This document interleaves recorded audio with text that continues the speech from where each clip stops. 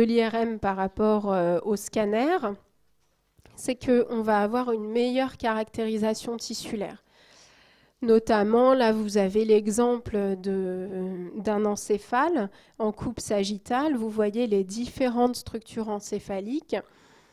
Et puis, selon le type de séquence IRM qu'on va faire, on va pouvoir analyser le cortex, analyser la substance grise, la substance blanche, analyser toutes ces structures encéphaliques de façon beaucoup plus précise qu'au scanner. Donc, il y a une meilleure caractérisation tissulaire et c'est pour ça aussi qu'on aime beaucoup l'IRM pour répondre à certaines questions, et notamment dans toute l'imagerie cérébrale. L'IRM, c'est vrai que ça apporte beaucoup plus de renseignements qu'un scanner. Il n'y a pas toutes les contre-indications qui sont liées aux produits de contraste iodés, parce qu'en IRM, donc, on utilise les chélates de gadolinium. Les chélates de gadolinium qui ne vont pas être contre-indiqués chez les patients qui sont suivis pour un myélome ou qui sont insuffisants rénaux. Alors ça, vous verrez, il y a certains produits de contraste, certains chélates de gadolinium qui sont contre-indiqués chez l'insuffisant rénaux. Mais à Necker, on travaille beaucoup avec les néphrologues en transplantation rénale. Il y a des produits de contraste qu'on peut injecter même chez les patients hémodialysés, même chez les patients en insuffisance rénale terminale, ce qui n'est pas forcément le cas au scanner. Donc les contre-indications, tous les corps étrangers ferromagnétiques qui peuvent se mobiliser une fois que vous les placez en fait dans le champ magnétique. Si on a des corps étrangers au niveau des globes oculaires, des clips vasculaires, des valves métalliques non compatibles, de plus en plus, bien évidemment, tous les corps étrangers chirurgicaux qui vont être placés chez les patients sont compatibles avec les IRM. Quand il y a un doute, souvent les patients, ils ont des petites cartes de leur matériel implantable qui leur a été délivré par leur médecin, leur chirurgien, sur lequel c'est marqué si c'est compatible avec l'IRM ou pas. Ou sinon, on a des sites internet sur lesquels on peut consulter avec la référence du matériel implanté, la compatibilité IRM. Les implants cochléaires, toutes les pompes, tout ça, ça peut être contre-indiqué. Il faut vérifier la compatibilité du matériel mis chez le patient avec l'IRM. Parfois, c'est une question de matériel, parfois, c'est une question de délai depuis la pose du matériel. Il faut savoir que tout ce qui est prothèse, souvent, on aime bien attendre 1 mois, 2 mois, selon le type de prothèse, avant de réaliser l'IRM, notamment les prothèses osseuses, qu'elles soient bien consolidées avant de passer dans les champs magnétiques qui pourraient les faire un petit peu bouger lorsqu'elles viennent juste d'être implantées. Par contre, à distance, il n'y a pas de souci. Donc on va étudier ensuite le contraste de nos tissus selon le type de pondération. Donc en IRM, on utilise 2 grands types de pondération, les pondérations T1 et les pondérations T2. Et donc on va étudier, tout à l'heure vous avez vu au scanner, on regardait la densité des tissus selon notre échelle d'unité Hounsfield. Là on va étudier en fait le signal de nos tissus. Donc en échographie, on parlait d'échogénicité, dans la sémiologie, au scanner, on parlait de densité, et en IRM, on parle de signal. Donc ça, c'est de la sémiologie, de la sémantique que vous devez connaître et maîtriser. Selon le type d'imagerie utilisée, vous n'allez pas utiliser la même sémantique. Donc en IRM, on va parler du signal. En pondération T1, on va avoir un signal de l'eau qui va être noir. Et donc, pour reconnaître la pondération de la séquence que vous regardez, vous allez essayer de repérer une structure liquidienne. Qu'est-ce qu'on peut connaître de façon fiable comme structure liquidienne? On va avoir le LCR, par exemple. Là, vous avez une coupe axiale d'un abdomen. Donc, vous passez par la moelle épinière qui va être entourée de LCR. Donc, si votre liquide est noir, c'est qu'on va être sur une pondération T1 ou alors sur une pondération T2 sur laquelle on peut avoir supprimé le signal de l'eau. Donc on va regarder le signal de l'eau. Est-ce que c'est noir ou est-ce que c'est blanc? Noir c'est T1, blanc c'est T2. En gros, pour vous rappeler de façon rapide, analyser de façon rapide la pondération auquel on a à faire. En pondération T1, la graisse, elle va être en hypersignal, elle va être blanche. Là, vous regardez le tissu adipeux sous-cutané du patient, c'est blanc. Donc la graisse, elle est en hypersignal en pondération T1. Les tissus, ils vont être gris. Là, vous avez le parenchyme hépatique, les parenchymes rénaux, pancréatiques qui sont grisés. Les muscles aussi en arrière de la colonne qui sont gris. L'air et l'os, ça va apparaître en hyposignal, ça va être plus noir que l'eau. Alors qu'en pondération T2, donc l'eau, ça va apparaître en blanc, en hypersignal. Là, vous avez une coupe sagittale sur le pelvis. Ça, c'est une IRM prostatique qui a été réalisée, vous voyez, au niveau du canal anal, une sonde. Ça, c'est une antenne endocavitaire qui va nous permettre donc de faire une analyse de la prostate au plus près de l'organe. Donc ça, c'est un exemple d'antenne endocavitaire. Et donc, vous repérez une structure liquidienne de proximité. Vous avez la vessie en avant, la vessie qui a un contenu blanc. Donc, on est sur une pondération T2 avec un signal blanc des liquides. Blanc, donc en hypersignal. Vous voyez la graisse par rapport à tout à l'heure en pondération T1 où elle était bien blanche. En pondération T2, la graisse, elle va être un peu plus gris clair. Les tissus, c'est toujours gris. Et puis l'air, l'os, ça va apparaître également noir ou en hyposignal. Là, par exemple, sous la vessie, vous avez la symphyse pubienne, ou alors en arrière, vous avez le rachis sacré. L'os va apparaître plutôt noir.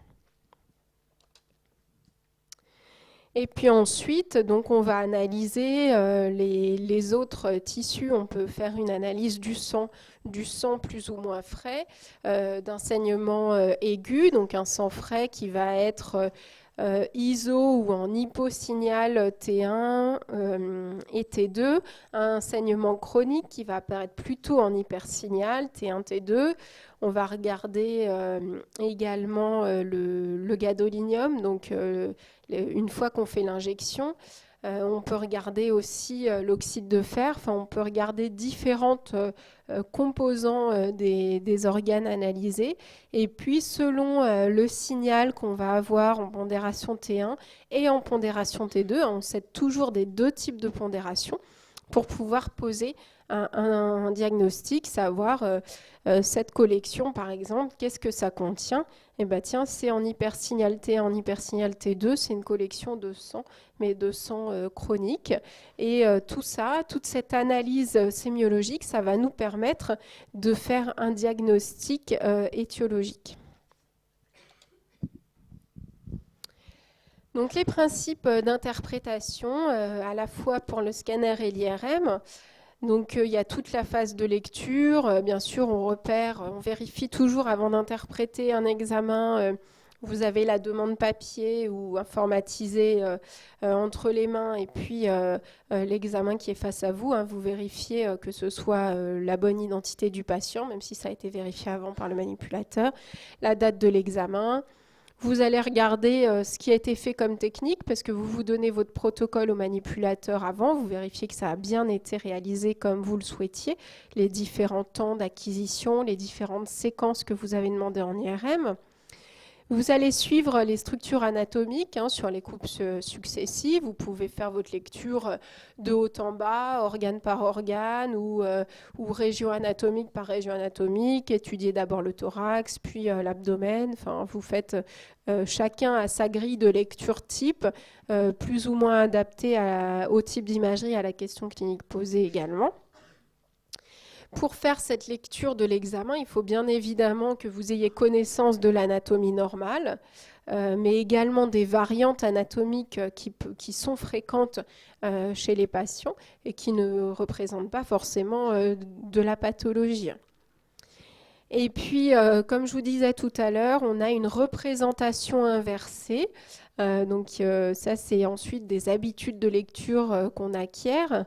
La gauche du malade, elle se situe toujours à la droite du lecteur. En fait, vous avez votre patient face à vous. Donc, quand vous regardez votre patient, vous voyez sa gauche à votre droite. Donc, vous savez ensuite localiser les structures.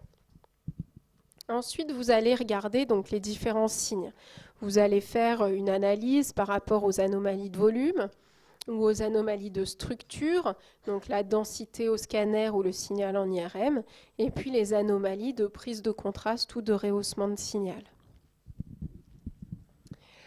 Donc les anomalies de volume, par exemple, vous pouvez avoir un processus qui va occuper l'espace, et ce processus qui va occuper l'espace, il va produire un effet de masse sur les structures anatomiques normales adjacentes. Par exemple, si vous avez un hématome, une tumeur, un abcès, ce processus qui va occuper l'espace normal va refouler les structures adjacentes. Donc on va regarder cet effet de masse sur les structures normales qui sont autour de l'anomalie. Et puis voilà, ici par exemple, vous avez le cas d'une lésion de la selle turcique qui va provoquer un effet de masse sur le tronc cérébral. Vous voyez ces petites flèches où votre tronc va être refoulé vers l'arrière. On peut avoir un processus infiltrant, donc un processus infiltrant qui va envahir les structures de voisinage ou qui va infiltrer la graisse normale entre les différents organes où il y a de la graisse, par exemple dans l'abdomen. Ici, vous avez une infiltration, par exemple, par une masse ganglionnaire de tout le rétropéritoine. Donc, au milieu de l'abdomen, en avant de la vertèbre, là, on reconnaît l'aorte opacifiée. Et puis autour, on ne reconnaît plus rien. Il y a un gros paquet ganglionnaire rétropéritonéal qui va pouvoir infiltrer les organes adjacents. Donc, il faut aussi savoir bien connaître son anatomie. Qu'est-ce qu'il y a, par exemple, dans le rétropéritoine normal comme structure qui vont pouvoir être envahies par une masse rétropéritonéale. Donc, c'est important de bien connaître son anatomie normale. Ensuite, les anomalies de volume, ça peut être un processus rétractile. Donc là, par exemple, comme dans le poumon, on peut avoir une fibrose pulmonaire avec une perte de volume. Un processus rétractile, ça va être un processus qui va diminuer le volume normal des structures. Et vous voyez que le médiastin, il est plus situé à peu près au milieu du thorax, mais il va être en plus attiré du côté où on a le processus rétractile et du côté où on a la perte de volume. Donc ça, ce sont des signes qui vont nous permettre d'étudier ces anomalies de volume. Est-ce qu'on a un effet de masse? Est-ce qu'on a une infiltration des organes de voisinage? Est-ce qu'on a un processus rétractile avec une perte de volume? Après, on va regarder les anomalies de structure. On va regarder les anomalies de densité au scanner, les anomalies de signal en IRM ou les anomalies de rehaussement. Donc là, vous avez une coupe d'IRM en pondération T1 sur l'abdomen. On est centré sur les parenchymes rénaux. Et puis, vous avez ensuite la même pondération après injection d'un produit de contraste. Et vous voyez le rehaussement du parenchyme rénal. Donc le rehaussement, là on est sur un temps précoce après injection. On a le cortex rénal qui est rehaussé, pas encore la médulaire. Et puis vous voyez en suivant le cortex des reins qu'il y a des choses qui ne sont pas rehaussées comme le reste du cortex normal. Donc il peut y avoir des lésions. Ici on a des petites lésions probablement kystiques au sein du cortex rénal. Donc on analyse comme ça les anomalies de signal qui peuvent être constatées sur les différents organes pour faire le diagnostic. Ici, pareil, vous avez une analyse d'une masse rénale. Les trois images que vous avez en haut, c'est des images scanner avec en premier une image non injectée, puis une image injectée au temps artériel, puis un temps un peu plus tardif. Et puis vous allez au sein de cette structure mesurer des densités Hounsfield.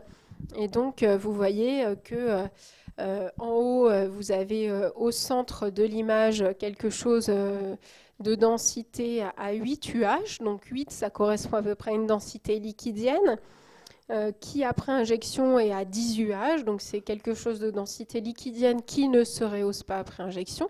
Et puis vous avez aussi une portion en arrière plus blanche au sein de cette masse, donc hyper dense au scanner, qui mesure environ 12 UH, qui mesure environ 50 UH, excusez-moi, et puis qui ne se rehausse pas non plus. Et donc 50 UH, on est sur quelque chose d'hémorragique. Donc comme ça, avec la mesure des densités, vous allez pouvoir analyser, en connaissant votre échelle de densité Hounsfield, la composition des structures étudiées. Et puis également prendre des densités, voir si ce sont des structures qui se rehaussent après injection. Donc si ce sont des structures qui sont vascularisées ou pas. Et puis en bas, vous avez donc le même rein, la même tumeur rénale qui est analysée en IRM avec différentes pondérations. Donc on reconnaît, on est centré sur le rein, et donc à côté du rein, on a la moelle épinière entourée de liquide céphalo-rachidien. Et donc le liquide qui est blanc, c'est une pondération T2. Hein. Votre première image, c'est du T2. On voit le LCR blanc ou en hypersignal. Et puis ensuite, l'image au centre, c'est une pondération T1. Et l'image ensuite, c'est une pondération T1 avec injection. Et donc, on va regarder cette tumeur rénale qui présente certaines caractéristiques de signal en T2 et en T1, et également après rehaussement pour faire le diagnostic. Voilà, donc le cours est terminé. Je ne sais pas si vous avez des questions particulières.